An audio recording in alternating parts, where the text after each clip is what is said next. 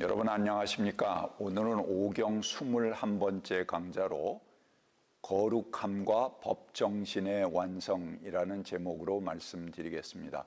앞으로 4번의 강좌는 레위기를 중심으로 진행하도록 하겠습니다. 레위기는 거룩함을 추구해 나가는 것이 레위기의 중심 사항입니다. 성서를 무척 사랑하는 한국교회 크리스찬들은 역설적으로 정작 표준이 되는 성서에 대해서 잘 알지 못합니다. 그리고 교회에서도 잘 가르치지 않거나 아니면은 왜곡하고 있는 것이 많이 있습니다. 우리가 성서학당을 이렇게 영상으로 내보내는 것도 바로 그 왜곡된 한국교회 성서 이해를 바로 잡고자 하는 점에 있습니다.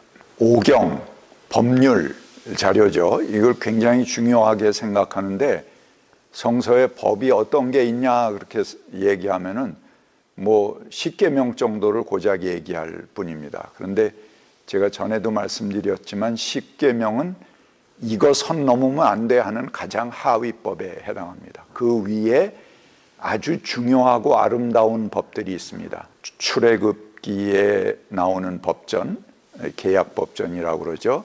또 신명기에 나오는 신명기 법전, 레위기에 나오는 성결법전, 이 3가지 법전을 3대 법전이라고 합니다. 근데 그 안에 있는 법들, 이것이 진짜 오경에 나오는 율법의 내용이죠. 그것은 매우 아름답고 그 신앙의 차원을 아주 심오하게 만들어주는 법들입니다. 십계명은 별도의 법률 자료에 속할 뿐입니다. 3대 법전에는 들어가지 못하는 그런 법이죠. 그리고 특히 레위기에 나오는 안식년, 희년에 관한 법은 히브리인들의 율법 체계에서 가장 최고의 정점에 있는 가장 소중하고 모든 법들을 완성하는 법이다.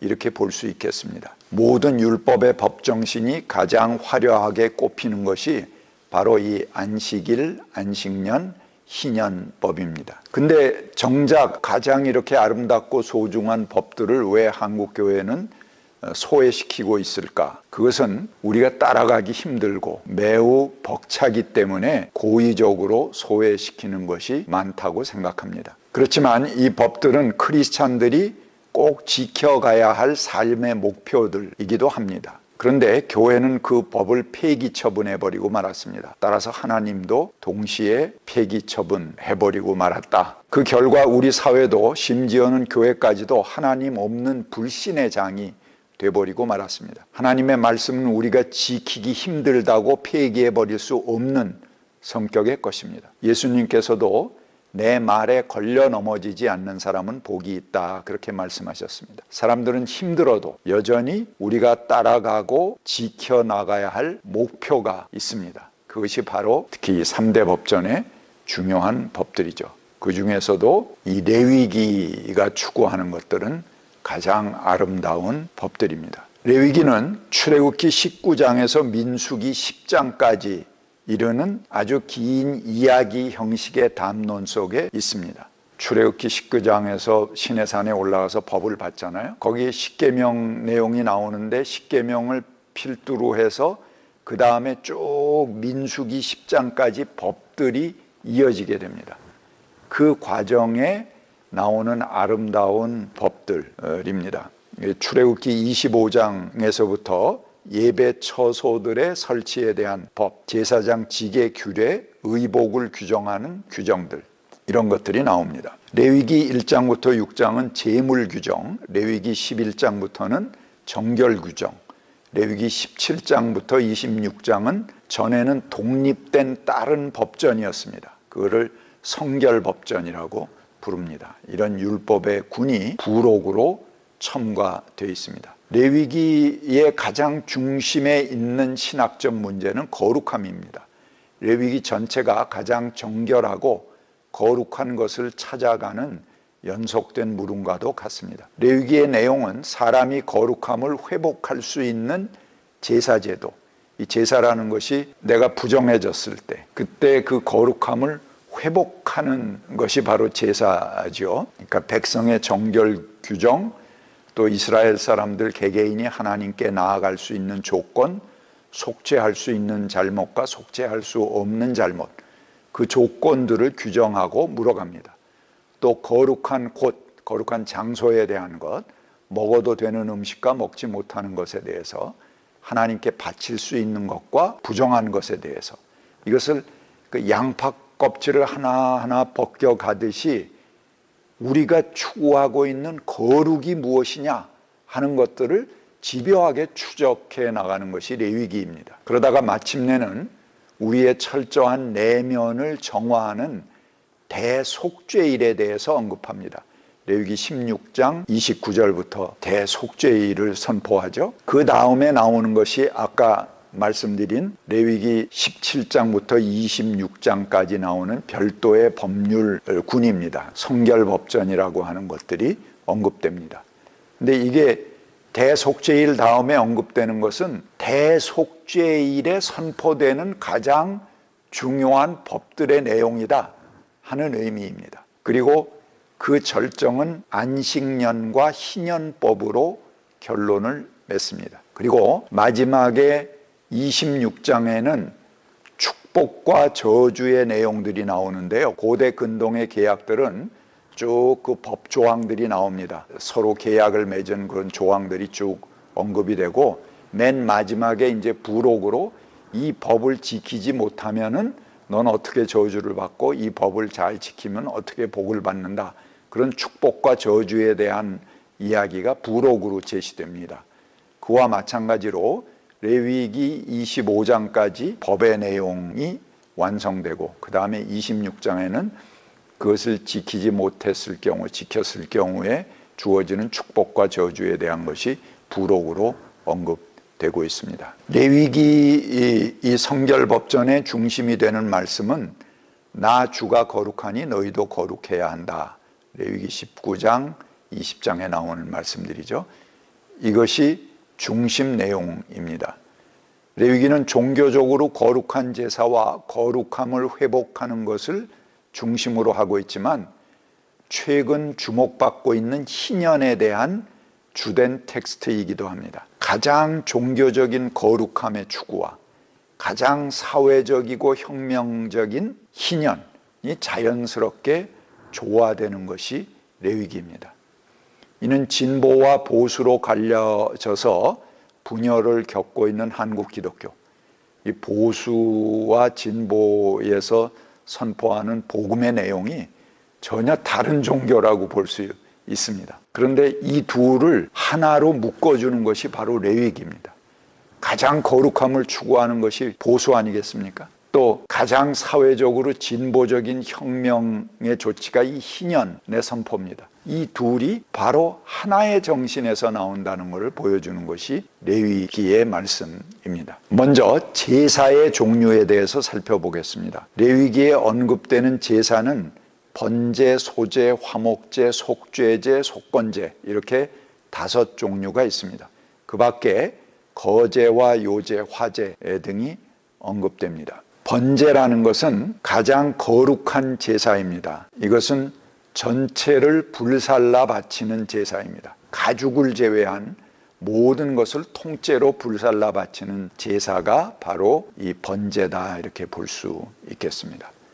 근데 모든 종류의 제사에는 이 번제적인 요소가 포함되어 있어야지 제사로서 요건이 성립됩니다. 그 다음에 소제는 곡식 제물을 바치는 것을 말합니다. 상징적으로 한 줌은 불에 살라 바치고, 그리고 나머지는 주로 제사장에게 바치는 제사를 말합니다. 그 다음에 화목제는 기름이나 내장 등은 번제로 드립니다. 그리고 고기는 제사 때 가족이나 남종, 여종, 고아, 과부, 그 가난한 사람을 초청해서 함께 나누는 교제 식사를 갖는 것이 바로 이 화목제입니다. 그래서 이를 야훼 앞에서의 식사, 야훼의 얼굴을 대하는 식사라고 이야기합니다. 그리고 신약 시대에는 성만찬 예식으로 발달한 그런 매우 중요한 제사라 볼 수 있겠습니다. 화목제는 규정되어 있는 절기에 감사를 드리거나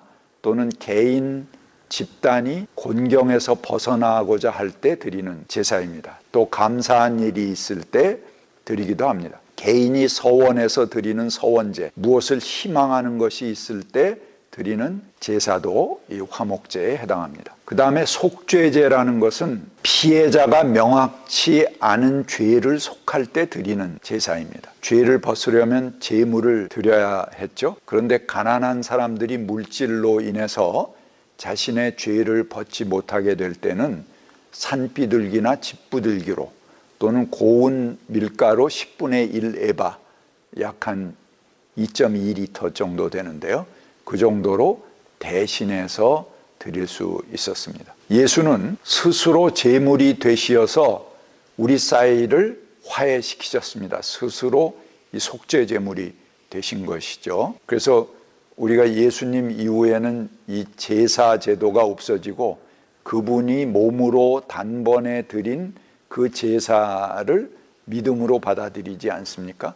이게 바로 유대교와 기독교가 구별되는 점이다, 이렇게 볼 수 있겠습니다. 그래서 하나님과 우리 사이를 화해시키셨고 우리 또한 그리스도와 같이 화해 사절이 되게 만드신 근거가 여기에 있습니다. 속건제라는 것은 타인에게 잘못한 일이 명백할 때 그 타인과 화해하기 위해서 드리는 제사입니다. 근데 그 둘만 화해해서는 안 돼요.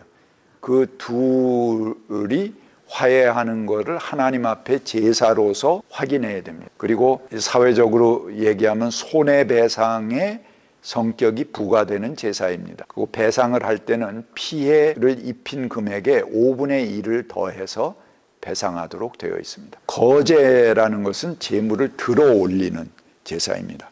요제라는 것은 제물을 흔들어 바치는 그런 제사를 말합니다.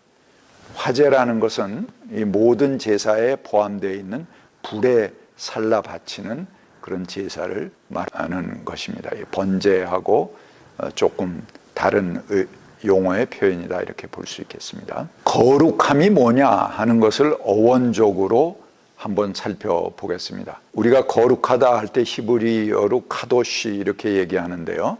이것은 속된 것과 그렇지 않은 것을 구별짓는 경계다, 그렇게 말합니다. 그래서 레위기에는 뭐 그런 경계에 대한 얘기가 많죠. 먹어도 되는 것, 먹지 못하는 것, 뭐 거룩한 것, 거룩하지 않은 것, 뭐 일상 속에서도 속된 것, 거룩한 것, 또 사람도 속된 사람, 거룩한 사람, 뭐 이런 걸 구별해 세우는 것이 거룩이다, 이렇게 우리가 흔하게 생각을 했습니다. 그래서 일상 속에서 속된 것을 배제해 나가는 행위가 거룩이다. 그래서 거룩을 분리의 개념으로 일반적으로 생각하기도 합니다. 그런데 거룩이 이렇게 처음부터 배제와 차별을 이야기하는 것일까 하는 것을 어원적으로 살펴보겠습니다. 고대 언어에서 그 근원이 되는 것은 두 가지 정도로 생각할 수 있습니다. 첫 번째는 우가릿의 원시 어근인 카드입니다.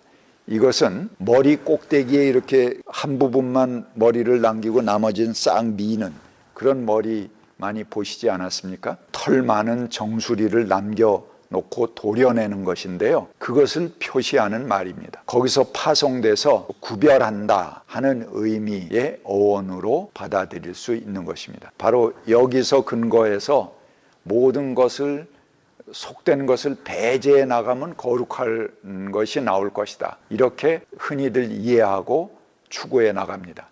그러나 성서적으로 볼 때 이런 이방족의 풍속에 근거를 두고 구별과 차별로 거룩을 이해하는 것은 좀 문제가 있다, 저는 그렇게 생각을 합니다. 두 번째 어근이 되는 것은 아카드어의 카다수라는 말입니다. 이것은 빛난다, 밝다 하는 의미입니다.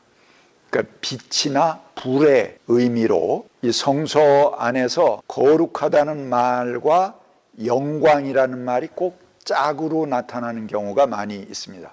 카도시, 영광은 카보드 이렇게 얘기하는데 그 두 말이 붙어서 많이 나오게 됩니다. 왜 둘이 붙어 나올까? 근데 이 두 말의 어원이 전부 이 아카드어 카다수, 밝다, 빛난다, 그런 의미에서 나온 말입니다. 그렇기 때문에 이 둘이 붙어 나오는 것을 설명해 줄 수 있는 중요한 열쇠이기도 합니다. 뮬렌버거라고 하는 그 성서학자인데요.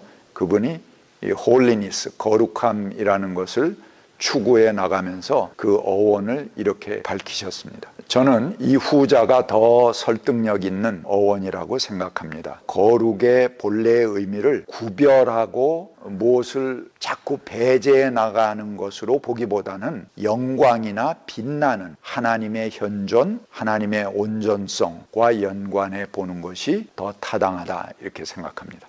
감사합니다.